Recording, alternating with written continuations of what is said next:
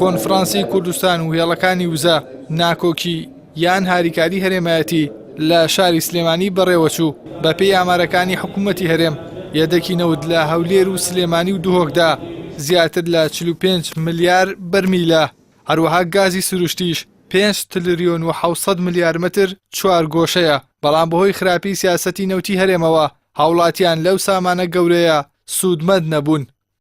و سلێمانی و دووک پەیدا بێت 45 ملیار متر بەرمیلێت نفتەیل گەل 5.7 تریلیۆن متر مکعبێت گازێل گەل بەراورد گەل ئەو نفتا جیهانێ ڕێژایەکە گەلێک یا زۆرە و ئەف ڕێژایە هەرێما کوردستانێ القناغا ئەڤروکە و سباییتە دەبیتە ژێدەرێکی گەلێکی باش بۆ چارەسەرکردنا کێشە ئابووری البازارە جیهانێشدا.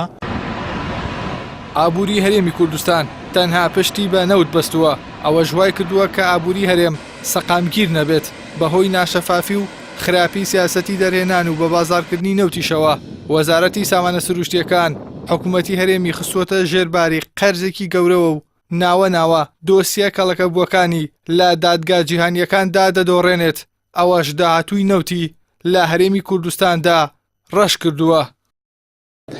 ئەبێ سیستەمی ئابووری هەرێمی کوردستان بگۆڕێ بەوەی تاکسەرچاوی نەبێ و نەوت و گاز وەکو داهاتێک بکرێتە بنەمایەک بۆ دروستکردنی بنەماکانی تر و ئەبێ پیادچوونەوە بکرێت لە ڕزگارکردنی سیستەمی حکومداری هەرێمی کوردستان لەسەر لە حیزبۆکراسی بەوەی بێت حکومداریەکی ئەوەی پێڵێن گود گڤەرنەنس حکمی ڕەشید بنیادنین. ئەمانە کێشەی زۆرن کە نەوت دروستی کردوون نەوت درێژەیان پێدا بۆی ئەبێ مامەڵەمان و شێوازی ڕەفتارمان لەگەڵ نەوتتا بگۆڕین.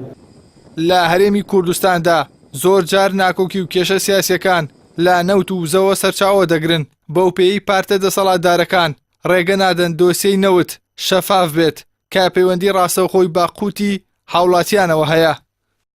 ناشەفافێتێکی گەورە هەیە کە کاریگەری هەبووە لەسەر جۆرێک لە سیاسەتکردن کە هەنێ جار وا دەربکە سیاسەت و ململانیە سیاسەکان بەهێزترن لە بەڕێوەبردننی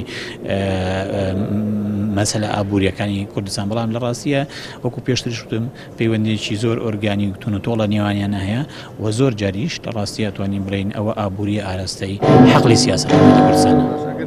با بڕوای چاودێرانی کەرتی نەوت و وزە بەهۆی ناڕوونی و خراپی سیاسەتی وەزارەتی سامانە سروشتیەکانەوە نەوت نەک نەبووەتە هۆی خۆشگوزەرانی بۆ هاوڵاتیان بەڵکو بووەتە هۆی قەرزاربوونی هەرێمی کوردستان.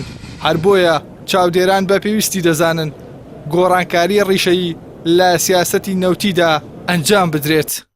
ئیحسان سابر، کەناڵی ئاسمانی پەیام، سلێمانی.